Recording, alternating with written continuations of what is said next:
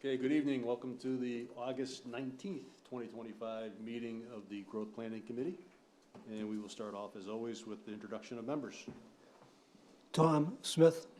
Jane Evelyn. Paul Hogan. Dan Saunders. Liz Johnson.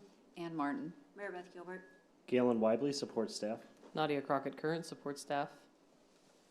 Okay, and guests, it would take a while to go through them all, so we're going to avoid that this evening. What we will start off with our review and approval of minutes from July 15th. I have one concern, one correction to the minutes, if I could, please. On page 4, about 3/4 of the way down, it says Ms. Gilbert noted, et cetera, et cetera. What it says here is that the ordinance states that primary use must be farming, but not the primary income. Later on in the same paragraph, it says, you'd be willing to accept something along the lines that 70% of income must come from the primary use. The primary use is farming, Right. that by definition means the primary income is farming. Right. Okay? So this is contradictory. If it was 70%, you're saying? Yes, yes. Yeah. So if the income must be 70% from farming, that by definition is the primary use. One question, What's is this the a clarification of the minutes or something you want to bring up as Clarification a of minutes. discussion? Minutes. So I'm not sure what Mary Beth's intention was, but that's. Yeah, so my intention was if we were trying to do this as a support of farms to keep them in the farming business, then my assumption would be that the bulk of the revenues would be coming from the farm, and the other venue type events would be a supportive function for the revenue. So, for example, 70% would be from farming of their annual income, and 30% would be from events. So by saying 70% must come from farming, that by definition is the primary use. So say that the ordinance states the primary use must be farming, but not the primary income, they contradict each other. So, but if that's what was said, I don't know what the ordinance actually says, I didn't check it out, but I'm saying Right. the way this is stated, one contradicts the other. I think it was just opinion at that point. Yeah, in- so that in the- was, if they're quoting what I was saying, then it would be, I was asking for the primary income to be farming and the primary business to be farming, and then support would be events. But I'm saying, if you were saying that, Yes. and the ordinance states the opposite, how do you reconcile the two of those? Well, that was Unless you just, change the ordinance. well, there is no ordinance right now. It says the ordinance states that primary use must be The farming. draft ordinance, The I draft assume. ordinance.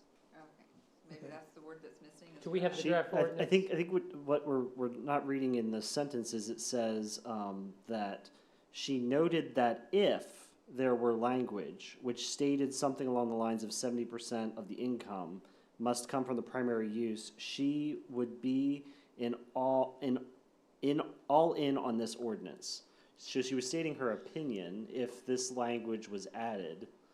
Right, So I think that's still fine. It's Yeah. just a statement. it's just a statement. Okay, As long Yes. as, you know, It's a, You're yeah, fine it's with true. that. Yeah, that reflects Yeah. what I Yeah. think you said. Yep, okay. Okay. Any other discussion? Okay. and that was August 5th. That was You also August 5th have the one? July 15th Okay. minutes to approve. That's so- right, we had both, we had two. Yeah. So I'll let's- make a motion to approve the August 5th. Sure. Second. Any discussion? All in favor? Aye. All right, so let's go to the July 15th, because we didn't do that one either last time. Right, it came Yeah, late. So, everyone get a chance to review the 15th, I don't recall that. or do we want to table that one? Let's table it. I don't, Okay, we'll table the 15th and look at that for the next one. Thanks, Lynn, for I providing. gotta go these. back and look at it. The number 2 is review of the agritourism. We change that? Use amendments for LUO. Yep, so you asked for an update about town solicitor's comments regarding limiting the number of businesses that could be in this use. She did ask the question, what is the rationale for the limitation? And do we have similar type provisions for other types of uses that allow for events? So there needs to be really clear justification and rationale of why we're doing this to be defended in court. So I asked, broadly speaking, so do you know of any towns, or is there any case law that, towns have enacted something in their land use ordinance that prohibits just a certain number of a certain use in a zone? And she was not aware of it, and she'd have to do research. So that is the update that I have. But her advice was, in the meantime, when you are putting rules and regulations for certain uses, you have to have some sort of rationale that it can be upheld by the courts. So that's just the So advice so far. Is that different from, planning board has long time put restrictions when they approve things, and the Board of Selectmen last week was discussing specific restrictions in terms of amusement license. So don't we do that regularly?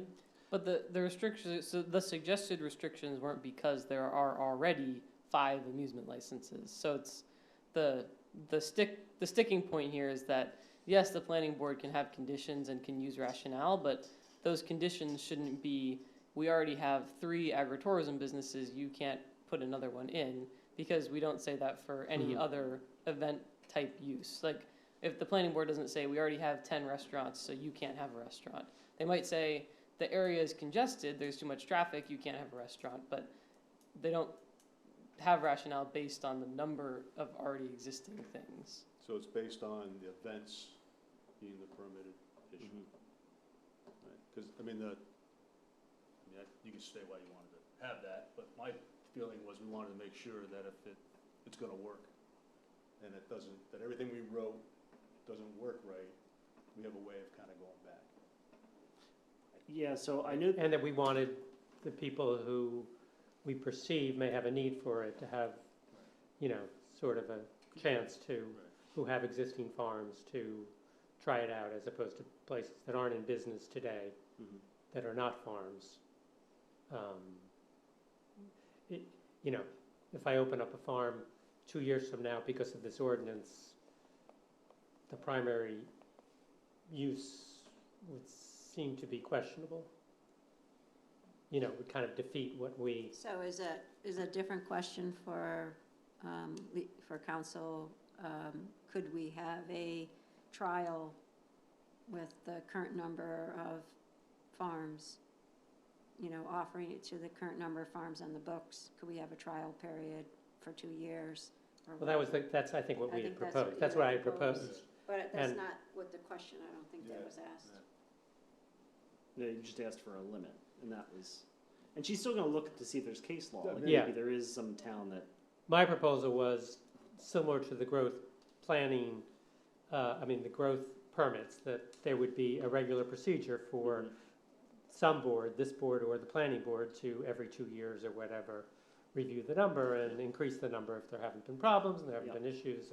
And I can say that we did speak a little bit about the growth permits, and there have been multiple case laws on the books that developers have challenged municipal Sure. growth caps. And the courts have ruled in favor of the municipality because you're justifying it, that you're controlling housing, you're controlling the infrastructure costs associated with that development. So You're the managing courts growth. have said, yes, growth caps are fine, but for us just to put it on a commercial business, she's not aware of any law. So again, I want to give you an update. There's no action we need to Thanks. take, but Right. we're still looking in to see if there is any case law to help us guide in that discussion. I guess the thing that would be unique for this would be that it's a new business, right? We've allowed one in through another process, but for this ordinance, it's addressing a new type business in the town. Right, so the concern is letting the genie out of the bottle, and then we can't put it back in because it doesn't work right. So, And then it's kind of like, I always interpret to, I'm not a big fan of citizen referendums because for a long time, we always voted down the casino. Then one time, they got enough to pass it. Then you've got it forever. Right, so that's the thing I'm a bit worried about. Yeah, and I think the one thing that we did talk about a little bit was, with agritourism, that definition, how it was written, allowing for events. What other commercial uses customarily have had events, and that's usually your hotels and your restaurants. And we do not impose any limits on the number of restaurants and hospitality in town. So certainly, if we were treating them all the same, that's a different ball of wax. I would argue But that you- that's different. This is a farm and not a restaurant or a hotel, so we're allowing a second use on a lot in order to provide potential additional income for that farm to maintain it as a farm. That's the real purpose behind it. So I think we could argue that piece, how that fits out in court, I don't know. What's, Isn't also that there's an interest believed in the vision plan for the town to have farms Sure, in some absolutely. way? And we have a history of that. I can't remember the name of the store on North Street, the farm store. So That how quickly you forget. yeah, so thank you. That's very fun. Yeah, and it was a wonderful place, and people Absolutely. would go there and had a history of use. And I think you're right, I think that makes the difference Yeah. to a commercial Yeah, but enterprise. what strikes me is, I attended the Board of Selectmen's meeting last week where they were considering a liquor license and an amusement license for the Irish pub, which would like to move across the river to the Shea Rosa space.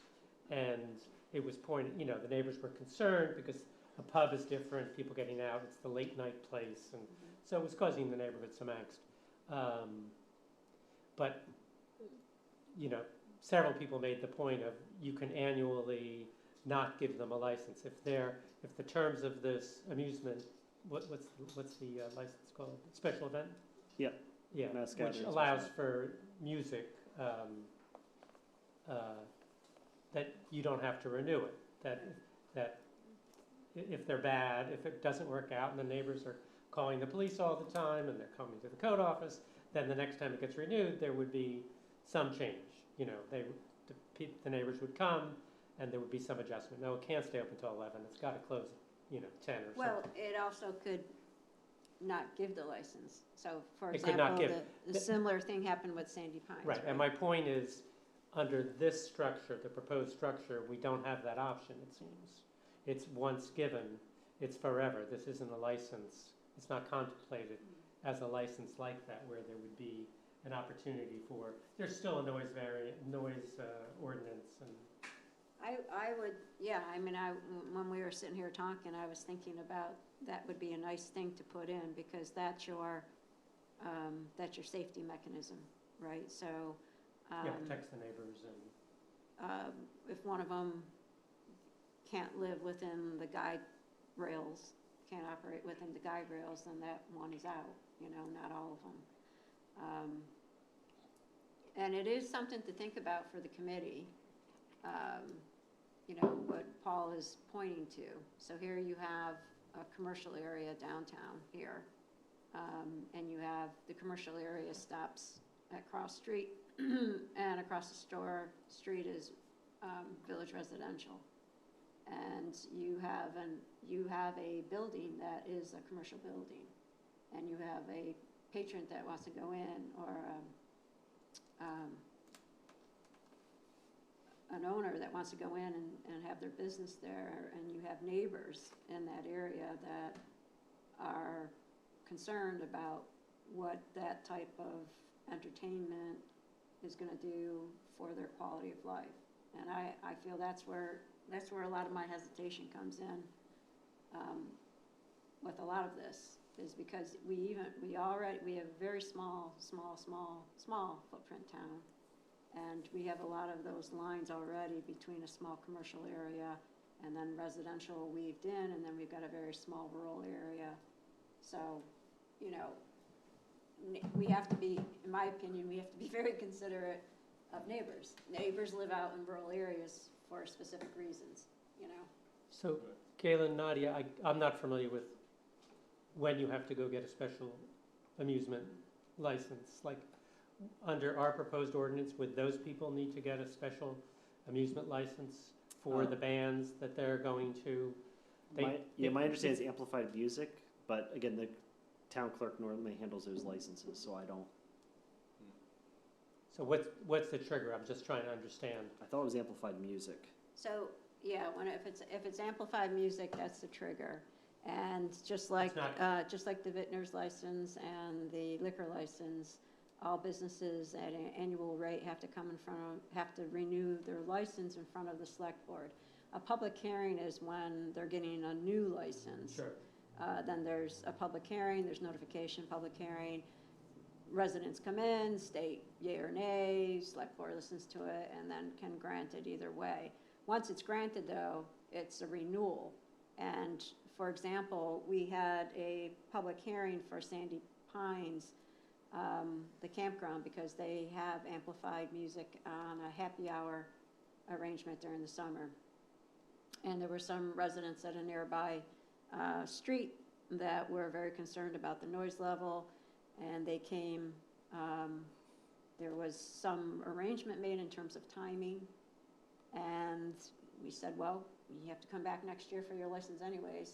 And so then they came back, and the neighbors came back, and it worked out well, right? So they were able to find a compromise. So on the town's website, it says that special amusement licenses are required for any facilities licensed by the state of Maine to sell liquor if they wish to include music, dancing, or entertainment for their patrons. That's a $150 fee. So let's think about our farms. Someone's having 6 weddings a year. They need a liquor license to serve. They're not charging, let's say. It's free to the guests, the wedding. Do they need a liquor license for that? I think they have a caterer's permit normally whenever we deal with them. Yeah, it would be through the caterer. Okay, right, I know. So they wouldn't have a liquor, I'm going to your definition as to whether, Yeah, so that wouldn't trigger a liquor license, that wouldn't trigger a special amusement in that case. so no liquor license, even if it's amplified music, no. No, Okay. but I don't know why you wouldn't be able to write into, if this ordinance was to go forward, I don't know why that couldn't be written into the ordinance to say this license has to be renewed at an annual basis at the select board level. Well, it wasn't written as a license, right? But it, Yeah, we kind of wanted it to be a license, but you kind of didn't want it to be a license. No, I mean, Um, and if you're saying, but the thing is, again, It's we didn't used. discuss that. We discussed the limit of how many. Yeah, But if you No, put a this is a long standard time that ago. says that if they want to have entertainment and alcohols at their facility, that they're required to get approval from the Board of Selectmen for a special amusement license, then that's a standard we can add. That would be consistent. okay. but I don't know why we wouldn't be able to just make this a license in itself. And, if you did stick to the 70-30 or whatever the committee wanted to go forward to the board with, if that was something the committee wanted to do. So I'm just saying, say you do, and you say, I want 70% of the revenue to come from farming and 30%, then on the annual license, they can put that, they can put here's my revenue from the last year, and here's how much came from my farm and how much came from my events, and that can be part of the license. We get, when people put in for liquor licenses, they put in how much revenue comes from food and how much revenue comes Right. from liquor. So businesses are already used to doing that for the town, and the town already accepts that type of information from businesses, so that's not unheard of. I think that's a good idea, to make it an annual license. Can we put that in there? I agree. I suppose we can. We'll have to talk to the town solicitor. I think what is a concern is, it's such a changing economy for the farms, and I'm just not sure where in 2 or 3 years those farms will be. We're saying that they need to have 70% of revenue from farming activities. You don't make a lot of money farming, and that's one of the reasons we're promoting agritourism, to try to give them another source of revenue. But if you, I'm just really not sure where the 70% versus the 30% will fall over the, maybe if you had something that was a license that allowed you to carry on doing this for a period of time. And I guess one of my other questions is it something that is transferable to a new owner? Does it run with the land, this license that we're talking about? Or is it with the owner? I guess it would be with the owner in the sense of making revenue of 70% coming from farming and 30% coming from a commercial activity. Yeah, I mean, the new owner would have to set up for the business. I think part of the, so here's something to think about too is, so for example, is it a farm or is it a piece of land that takes in plants and stuff from other areas and as a resale of that? So what are we really protecting here? That's part of my question too, and that's why I'm interested in this type of revenue arrangement, because if it's just somebody that has a plot of land and It's a garden center, say. and makes it look appealing, but it basically is a garden center, and then we allow venues, then really all it is a garden center venue. And so, for example, if a local restaurant is somehow involved in that plot of land, that farm, you can flip it around and say that local restaurant just expanded their venue. They now have a basically farm-to-table venue. And so, there's restaurants in town that may be looking to do that. You don't have to. I mean, that's essentially. Well, yeah. I was trying to leave all names out. Yeah. But yeah. No, but I mean, but it. But Yeah. so what are we really, so then the question comes back to, what are we putting at risk versus what problem are we trying to solve versus what are we putting at risk, right? Do we have, a farm with a whole bunch of sheep and grazing, and they sell the cheese and they sell the milk, and they are going to do, sheep yoga, as a way to get more revenue in, and they're going to do it for, parties,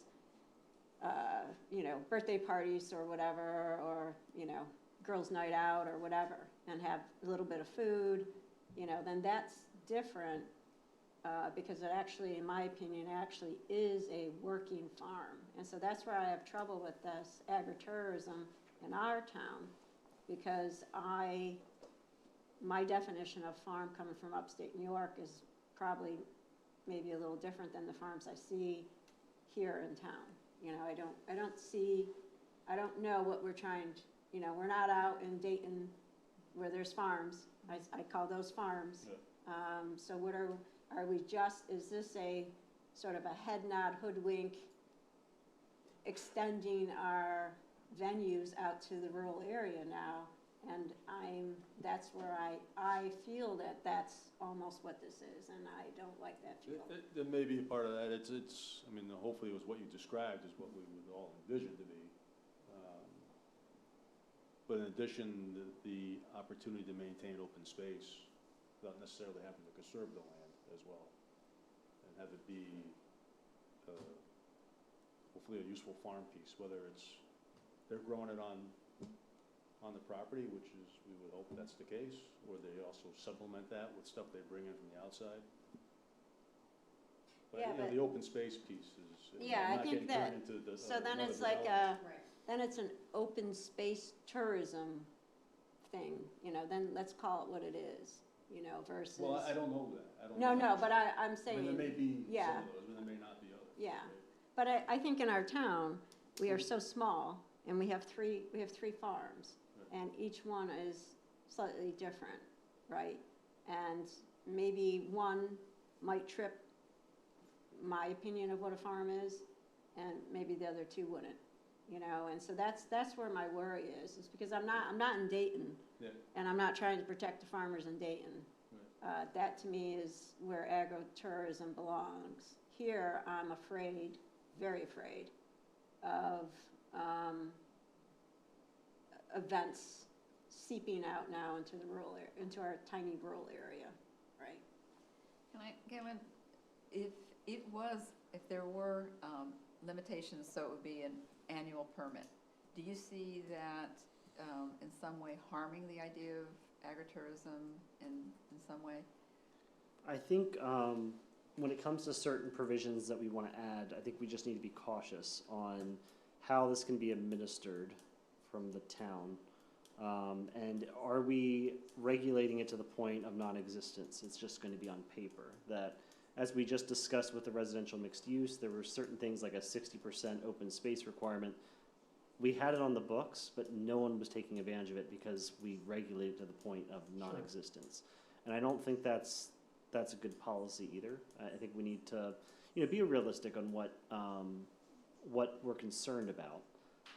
But I don't think we should get too caught up in the weeds of what if, because there is always going to be hypothetical situations we're not going to know.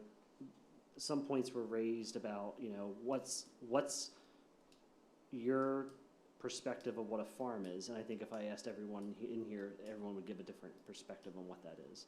And I think that's because agriculture, there used to be a FFA song I used to sing when you were in FFA, and it was agriculture is a big word. And the farming industry in general is different depending on what type of crops you're growing. It's horticulture, it's agronomic. It all depends on what you are, livestock.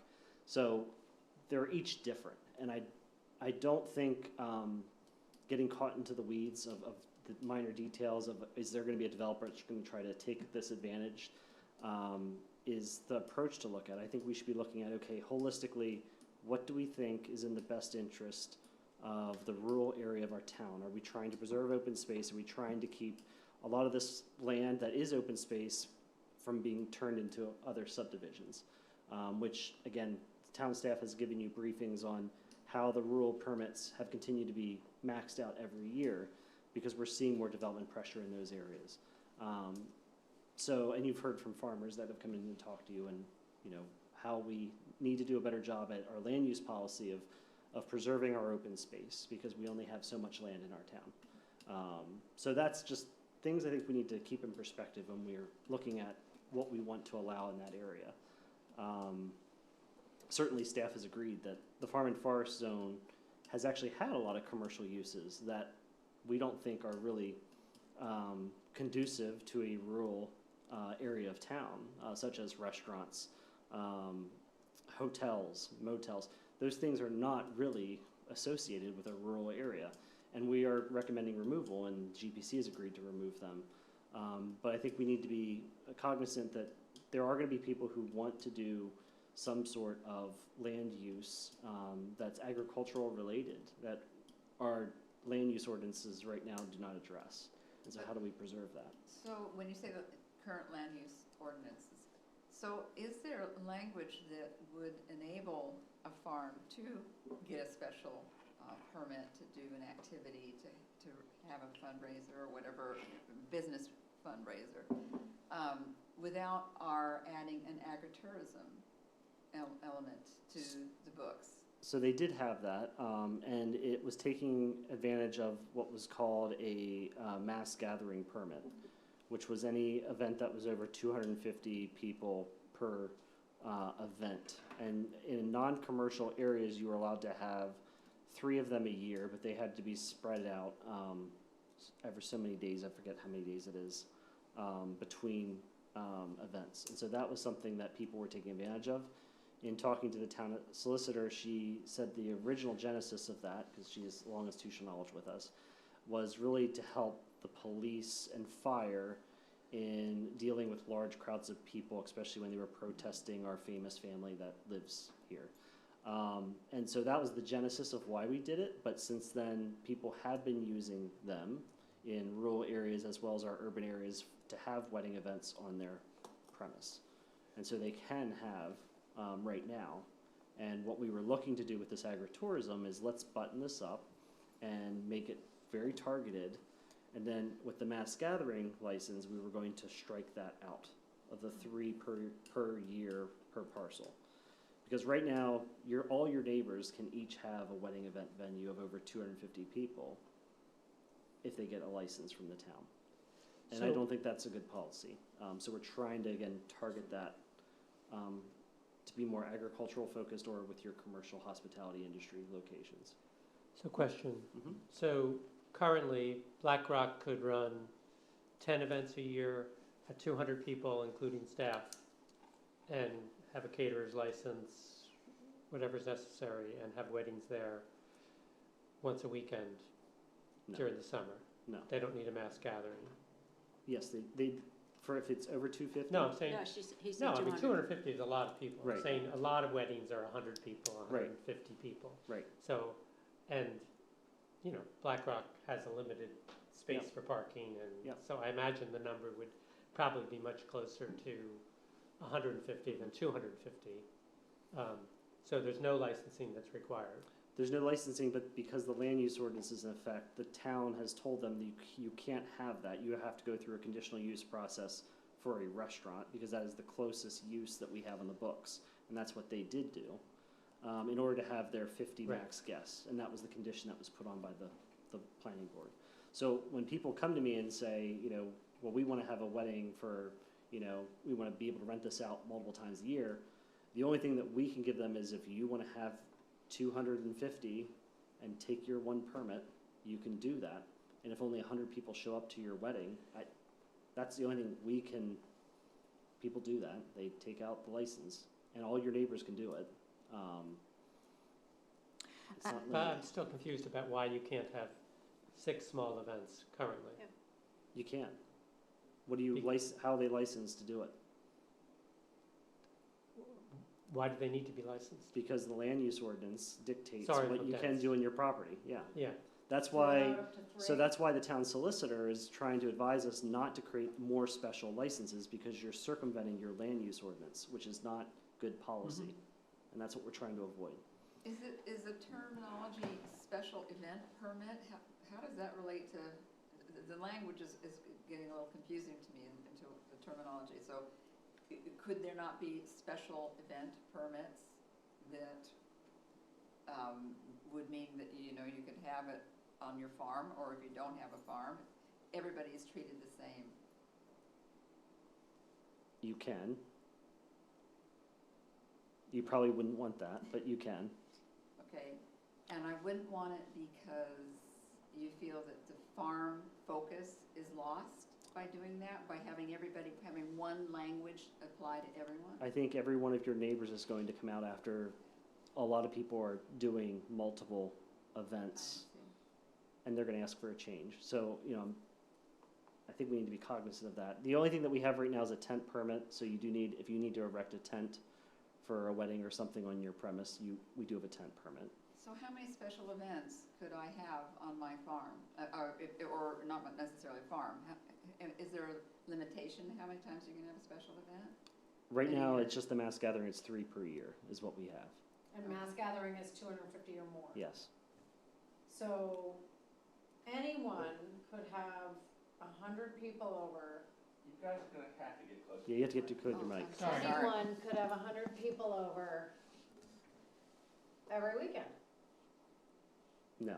As long as the people aren't paying to be there. That's, well, they're It's not. birthday Is it- party, you have, if, Right. if They're people, not paying to be there. we, broadly speaking. Wedding guests don't pay to be there traditionally. But someone has paid for the venue. So broadly speaking, we don't allow commercial activity without some kind of permit. So if you're hosting your niece's wedding, they're not paying you for the event. Sure, it's not really commercial activity. You are hosting a family member. Right. But if some stranger pays you $8,000 to have their wedding at your big beautiful farmhouse, then that's commercial activity. You've accepted money for something that you're giving in return, and so we don't allow that without some kind of permitting. So really, the commercial activity is the important Mhm. piece here. Got it. So yes, people could have weddings every weekend if they have enough family members to do that for free, or if they're just feeling very generous about their beautiful vistas. And you can have, if you take money from somebody, you could have up to 3 of those events a year. If there's more than 250 people in attendance, it's kind of a weird And if there's provision. not more, but Then I'm still gonna have it. There's no limit then? that you can't do it. It's a weird rule, and it is confusing. And that's why You we're have trying to have limit it. more than 250 people in order to Yeah. make this work. Again, it was used, I think, for traffic controlling and to take care Should we of, change that to be more rational? which we are trying to change that, The yes. 250, no, but would that be, The path to the sea. Instead of. Are you saying should we just allow everyone to do 3 events per year? No, I just wondered if you need it, period. We needed it because President Bush was president. People Correct. were- And the town solicitor's Or against. recommending we do need to make some curves to it, because Prelude does use that mass gathering Okay. Yeah. for Prelude. Like, and there are Okay. certain events in town where it makes sense that we still need it. Okay. Yeah, yeah.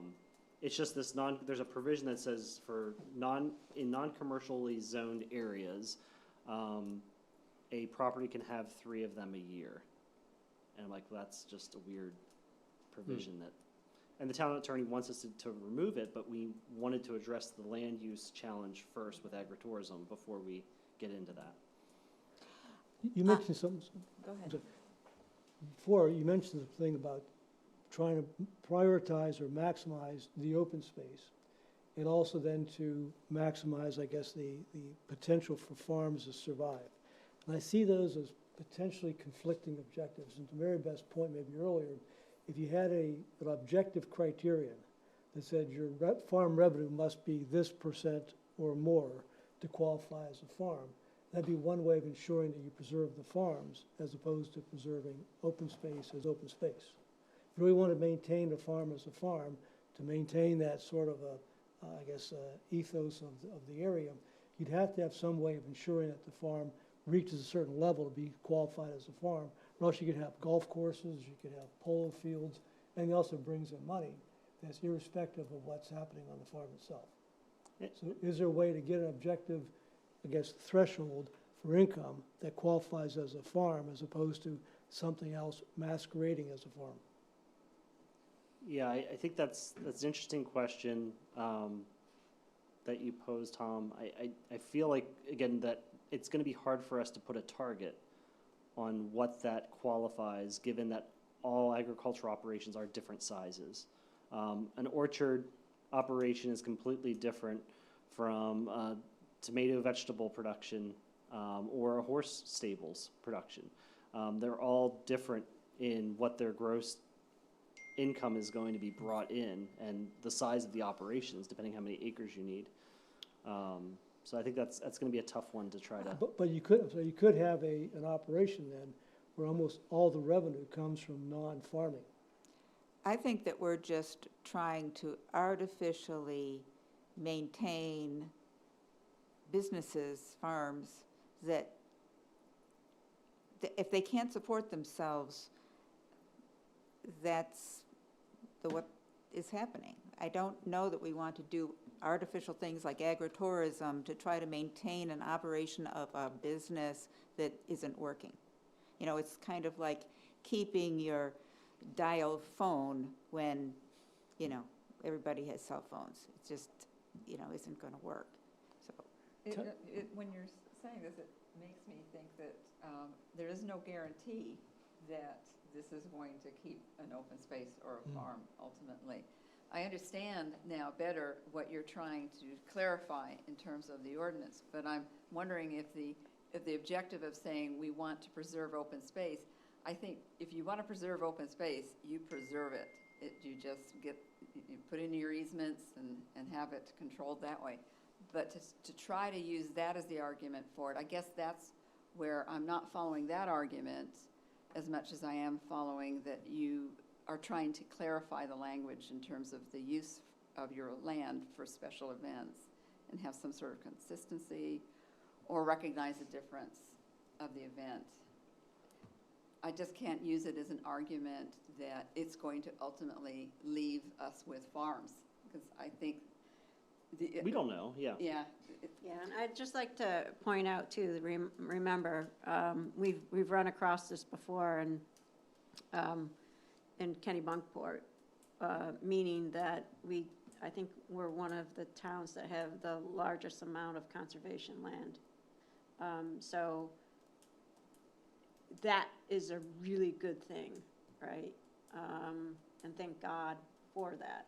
Yeah, thank God they started 40 years ago. Right, so I think we're a little bit different than maybe some of these other towns, where, you know, we don't have a propensity for farmlands, we have a few farms, but we do have people that own a lot of land. And so, like, I think, before the meeting started, a conversation was being held about, well, the rights of landowners can do what they want to do with that land based on the zoning. I think so if you look at, so this is how I look at it. I look at our town, I see a large swath of conservation land, which is awesome. I see 3 farms, but I see an overwrought amount of privately owned large parcels of land. And those are not going to be covered under this agritourism. Those are gonna become what they become. And if the main law becomes what it becomes, it'll become something different too. So, you know, that to me is, to your point, Ann, if you're saying open space, that's different than agritourism. And I would argue agritourism point all the way till 11 o'clock tonight if you want me to, where I just think we're not an ag town. Right, and it's always good to know I'm 5'2", not 5'7", you know, so.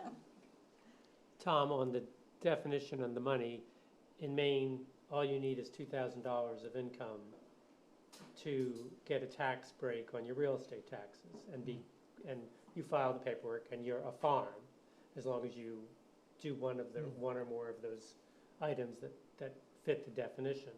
So a lot of people certainly use that. They may have a farm, they may only generate $2,000 a year, but it allows them to stay on the land, have a much larger property than they might otherwise be able to afford property tax-wise.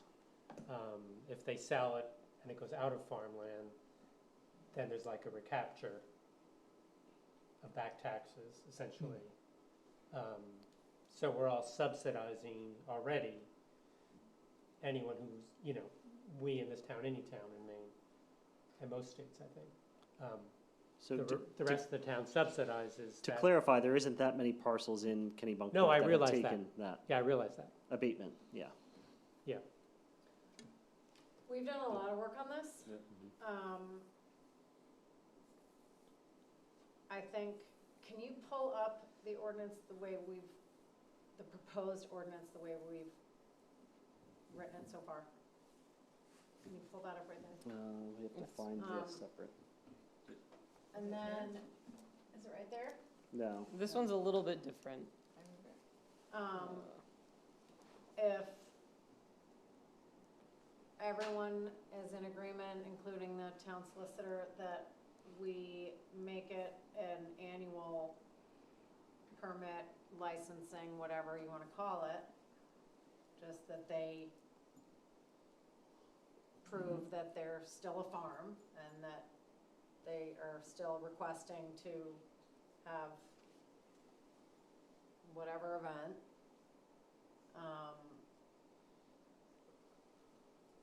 and the same percentage of 70/30? Is that, I thought we I don't got think rid we of the put that in income there. piece of it. okay. Galen, did we get rid of the income piece of it?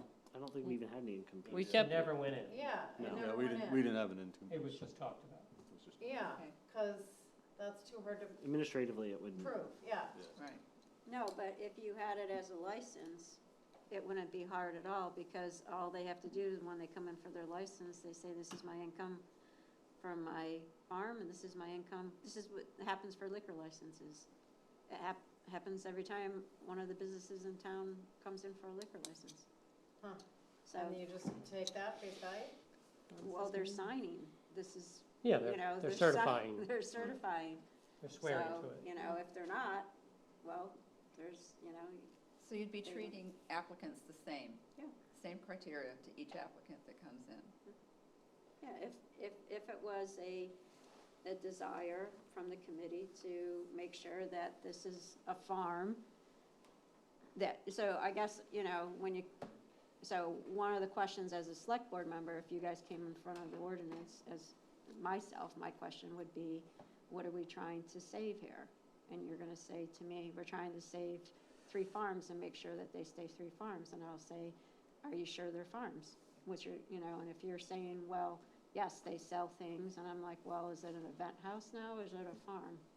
And that's where I get a sticking point, because again, I'm trying to figure out the problem we're trying to say. Well, and we're also trying to prevent future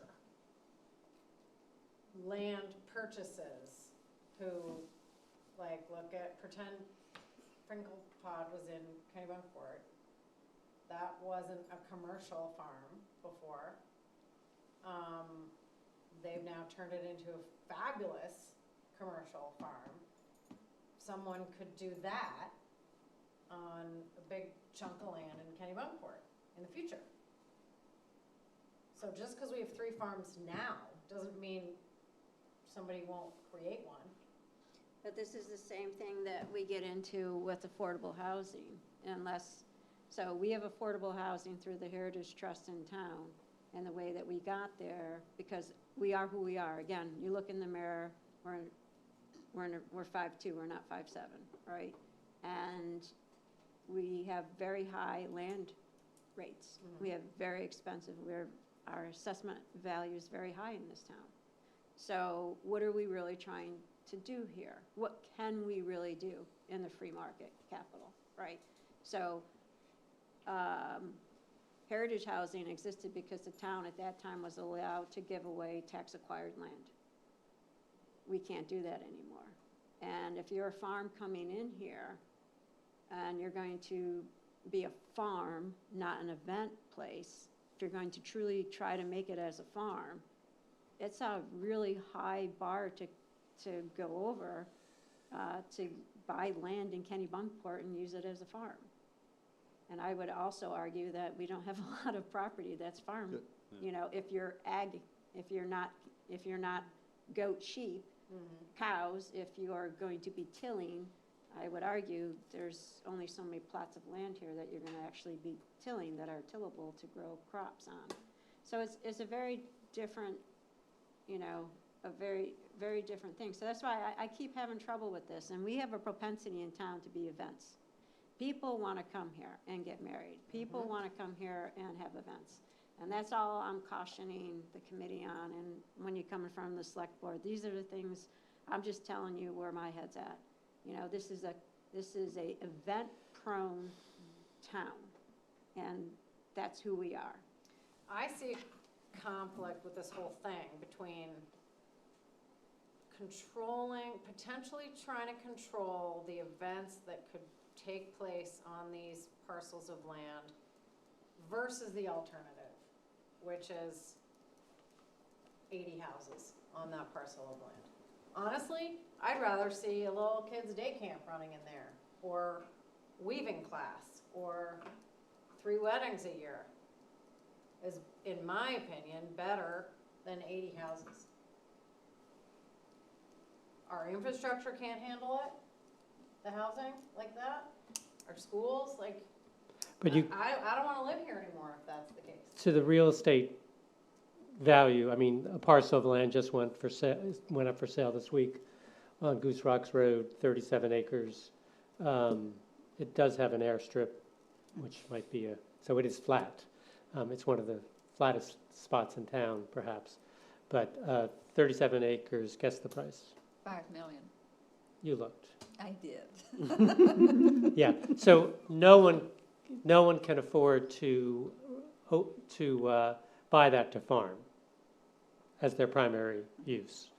My concern with, and I share Mary Beth's concern, I don't know how to solve the problem, but when we talked about this and we said the principal use has to be farming, and we asked, how do you determine that? And you said, well, they can go out and look. Planning board can go out and look. I guess trying to minimize litigation, having to renew it annually helps a bit, something that would renew annually. But if there isn't anything objective, then doesn't that put you in a, you're looking to have less ambiguity for code office and for boards to, have discretion. And I might look at it and say, oh, the principal use is definitely not, this isn't a farm. And someone else would say, of course it's a farm. Look, there's 2 sheep over there, and a big field and a nice white fence around it. We're going in circles. Yep. Yeah, we are. No, So- I understand. All this was supposed to be was an update, so. No, I know. Right. Well, it shows you we don't have a lot of consensus over this, So- I think. Is anyone questioning whether we should even have this as a proposed ordinance?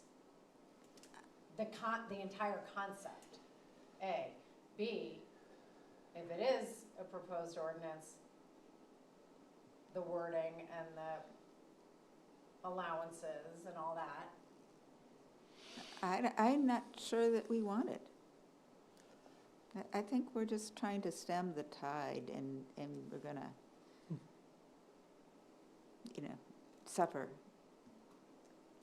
It's like putting up a stone wall to block the ocean, and it just gets rammed in a storm. It's just not gonna, So in 10 years, if we didn't put anything in there, A, I'm not sure what would happen. If there's no rules and regulations about it at all. But in 10 years, then you're okay seeing 100 houses where BlackRock sits right now? But I think Paul had mentioned, I think in our previous meeting, that the state of Maine has this thing to help farmers out. But once they buy into it, they're preserving their property. They basically sign something with the state that says, I'm going to maintain a farm and I'm accepting this goodwill from the state to enable myself to stay like that, and I shall stay in perpetuity, and then when I exit, I'm out, but I owe, or there's some repercussions for that. And so what we're saying here, and this is where, finishing the thought, what does 10 years look like? Okay, we put this in play. There are places, there are businesses in town that could afford $5 million for property, could throw up a couple greenhouses, put in some tomato plants and make it look and say, I'm a farm. I'm no different than the one down the road. Import their plants, sell them. But they only have to sell a handful because there's no tipping point for what's a farm or not a farm. Have a goat, sitting there, sheep or whatever, and then use the rest as a big event thing. And so the words that you have put in place does not stop that, nor does it stop BlackRock from getting an offer for their land at some point that's much more than what they can do from this event and them selling. So nothing of this ordinance precludes that from becoming a housing area at some point in the future. Because this ordinance doesn't say you're signing on and you're gonna stay a farm and you can do event plans and you have to do this. You have to stay like this for 30 years. Your land is codified for 30 years that it's farm with this ability. Then you have something, Right. but you're not doing that. But then you have it for 30 years and it's gone. Yeah. So that, to me, that doesn't matter either. So I think the idea here was to try to help existing farmers, and I'm assuming that they're farmers, like BlackRock Farm, right? Trying to make a living off the land, to give them additional income, take advantage of the fact that we are a town that's based on tourism, and be able to use that to have events that are fairly prescriptive on what you can and can't do, right? At least around at least around what we feel would be a nuisance to the neighbors, right? And give them an opportunity to earn a little income and stay who they are until they decide not to do that anymore. We Right. can't, you know, if we decide that's not what we want to be anymore, then they sell it and move on and take whatever hit they may have. So So, I'm comfortable with existing, and I like the idea that I like the idea of the license, because it gives us a little bit of a hold. Every year they have to come back, and yeah, you've been good, you've been honoring everything we say. Here you go again, or no, you haven't, and we're gonna restrict it to 2 events, and see what you do to get back. can we to the game. do something like have But I don't- grandfathering of the existing ones and then not allow any more? We asked that, and you said early on, Yeah. no.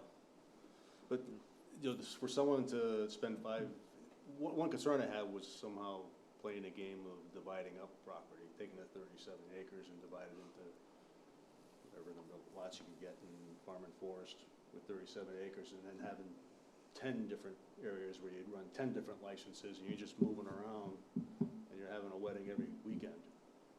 Worried about that happening, right? But if they stuck to the spirit of it, and they had 37 acres, and they were doing a little bit of farming, and they ran 8 events a year, I don't think that's different than BlackRock being able to do it, which they can do now, because we've given it to them through the planning board. So it is really to help those that are here, not so much, and just trying to put it in place to prevent it from being misused. So you could achieve that with a I change think to with a license, current, we could. but, and still bringing forth a agritourism change into the zoning? Or Yes. to just, I'm just wondering if that goal could be achieved by modification of current language, and it's not under the heading of an agritourism permit. I'm just wondering if, you know, some of these clarifications that are needed could be amended individually as opposed to creating an agritourism ordinance, which has already been created, but, you know, implementing it. I think other Agritourism. language would bring in other properties. Right? We're trying to focus on agricultural and animal husbandry and so forth, right? And maintain them in our town. Because they do provide a rural character Sure. look, right?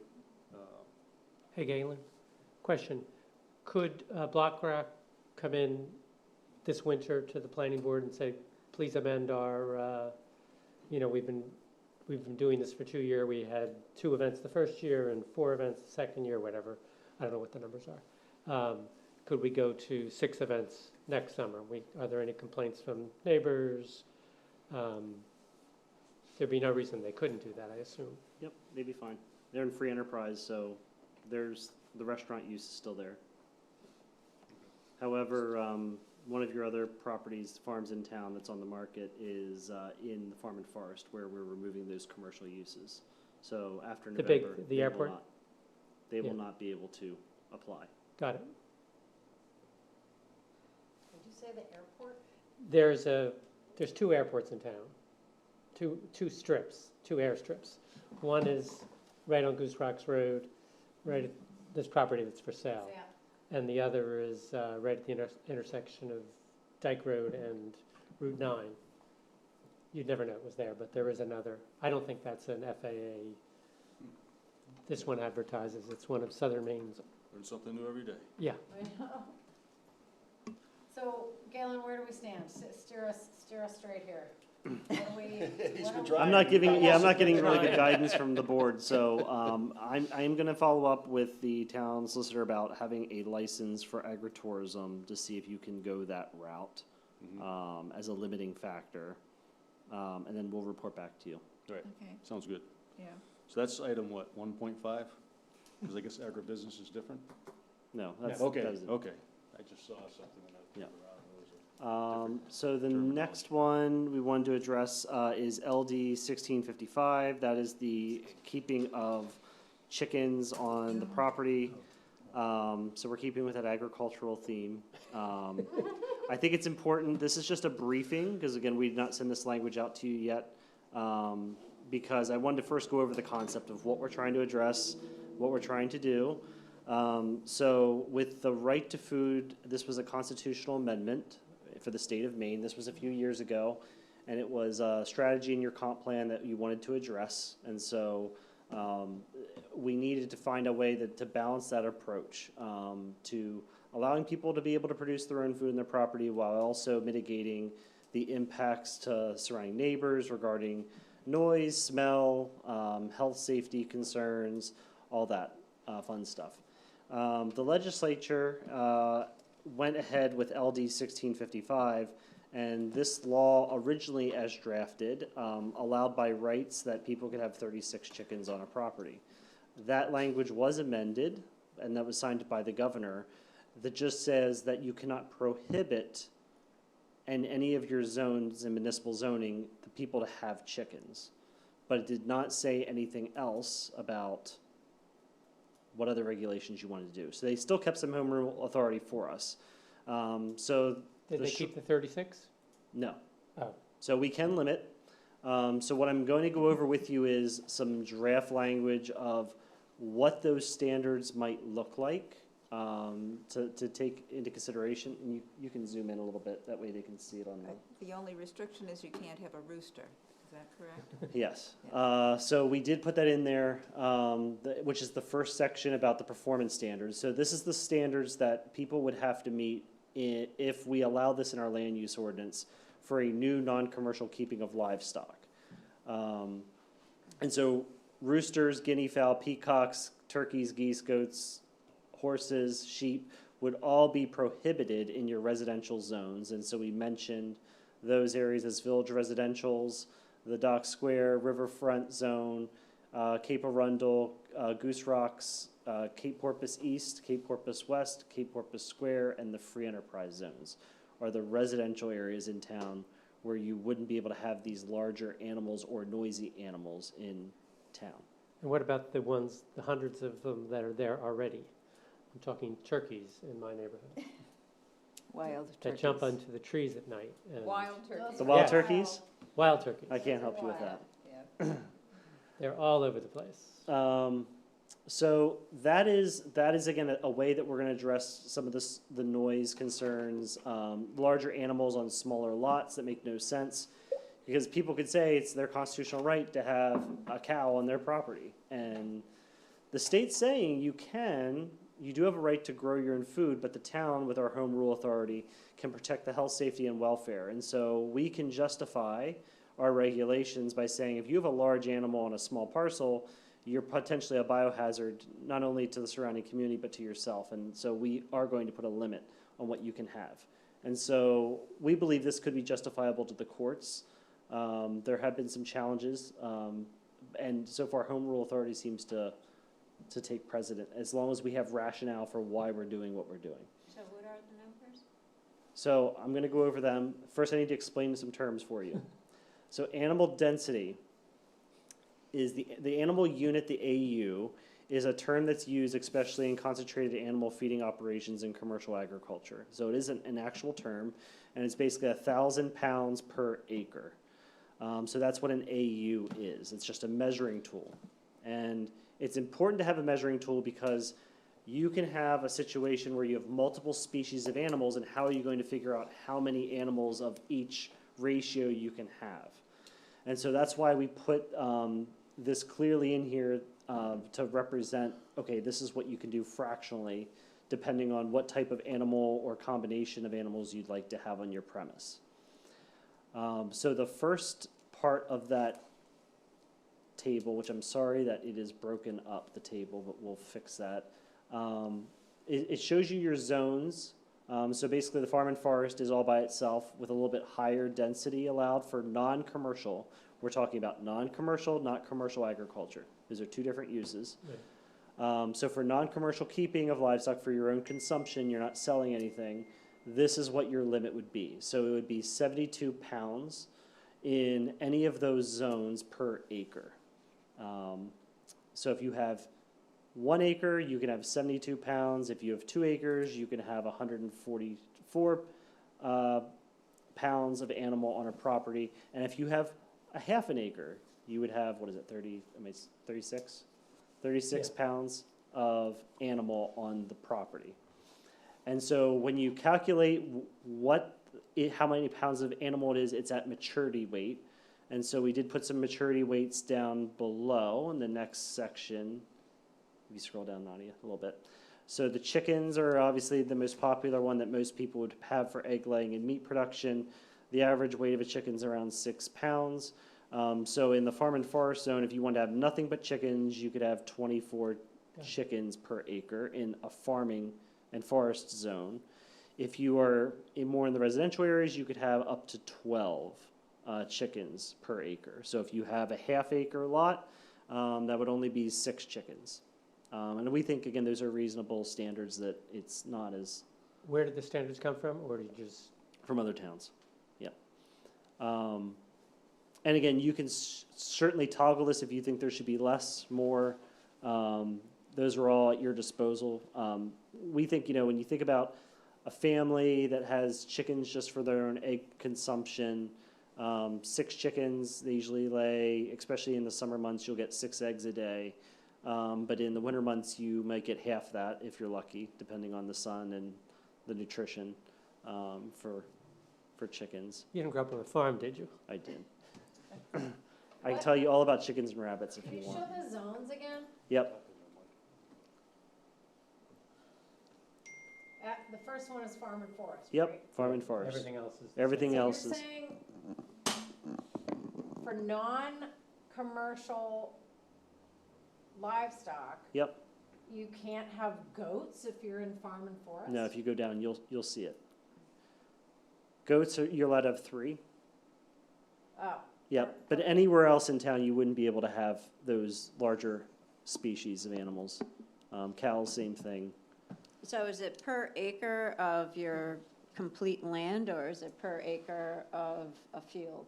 It's per acre, just your lot. So if I'm on 10 acres, I can have 30, but my house includes some of that acreage. I can still have 30 pigs. Yeah. Okay.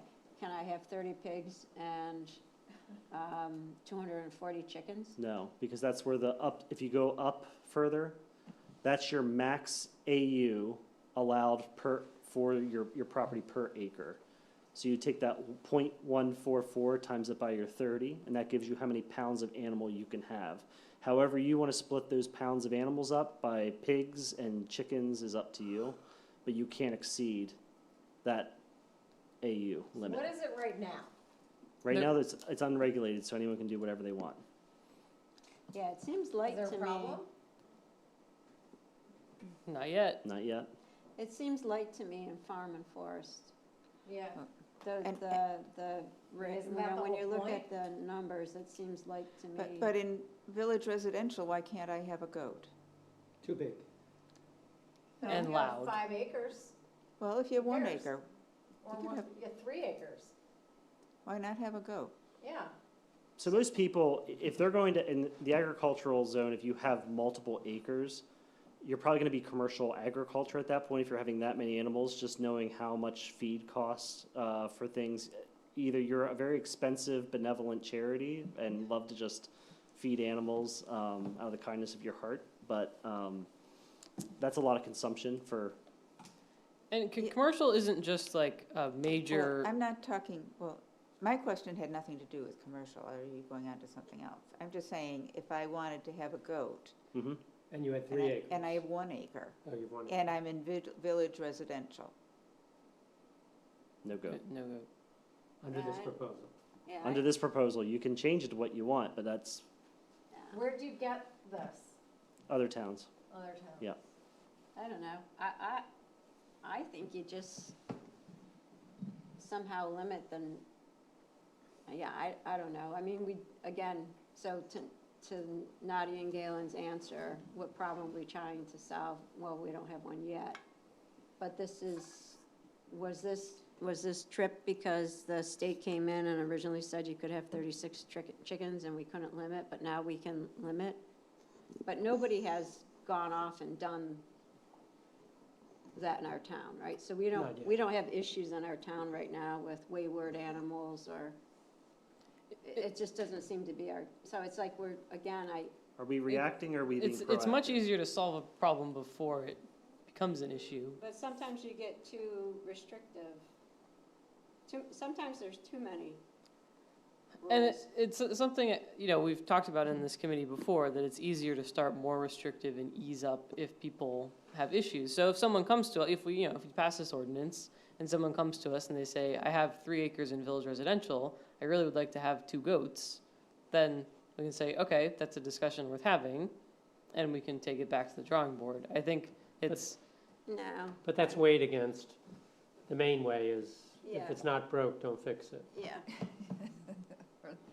So that's been, you know, Why don't you go down through the rest of it, so Yep. explain your whole. Manure management, again, we would just require that a manure management plan be supplied to the town. If you live in the residential areas, you would have your animal waste collected by trash collection or removed off-site because, again, concerns with fly and odor is of concern in smaller acreage lots.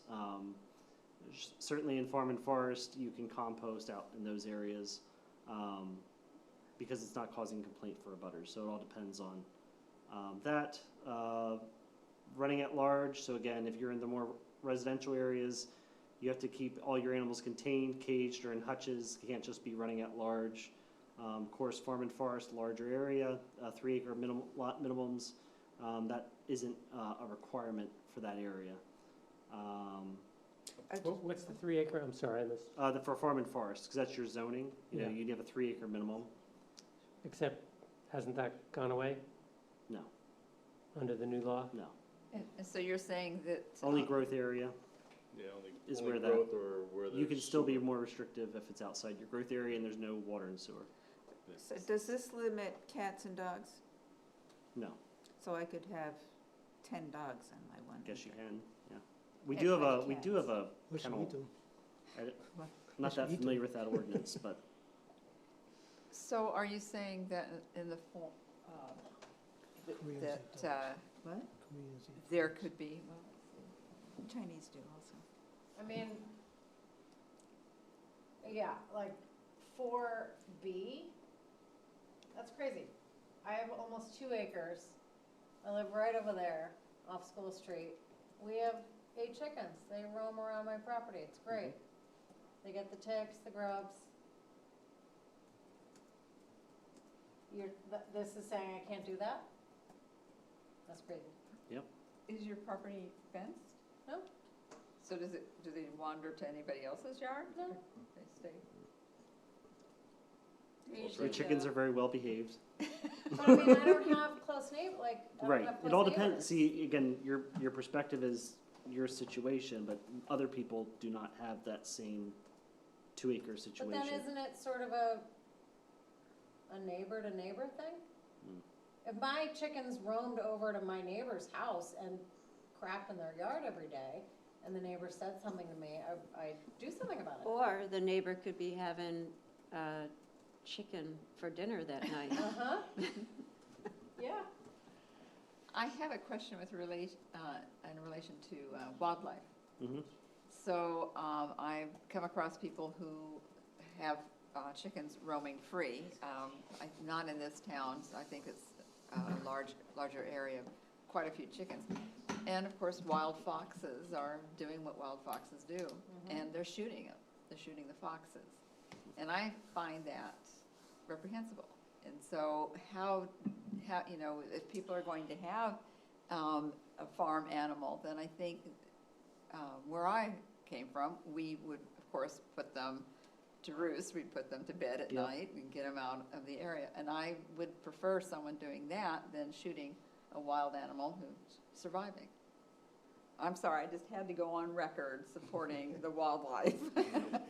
Well, then you don't want to know what Rachel Carlson is doing down in the marshes to protect the plovers and To protect what? the plovers. Oh. Oh, yes, I know. So is We have this a just sense up for discussion? Yeah, it was just approval, It's always up for- disapproval? It was It's just always a up for discussion. quick briefing, because we'll send you the language and you guys can Yeah. look it over. We've moved on to the June ballot, so we have many months now to, not many, but we have several Well- months now to talk about our next, Yeah. like, ideas for changes, so there's no rush on this one.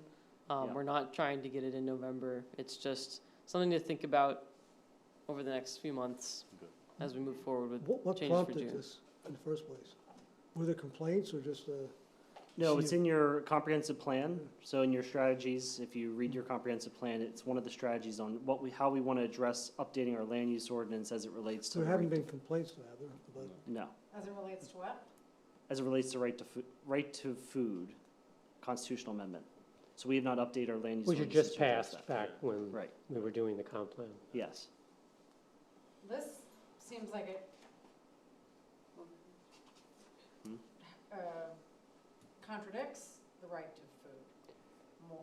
This is more restrictive Correct, than, correct. yeah. There are places where people are getting 100 chickens on an acre. It's their right to food. Where? People do it, and they do it as nuisances to their neighbors too. So I'm letting you know that we're trying to be proactive in what we Okay, are seeing, Yep. so. That's it. great, That's- thank you. Any other discussion on that for now? No, okay. Number 4 is other business. Do we have other business? Any other business? Okay. Number 5 is adjournment. It seems too early to adjourn. I think we'd survive You want to have a party now? if we adjourned early. Okay, I'll make a motion, we adjourn then. A second? any discussion on adjourning?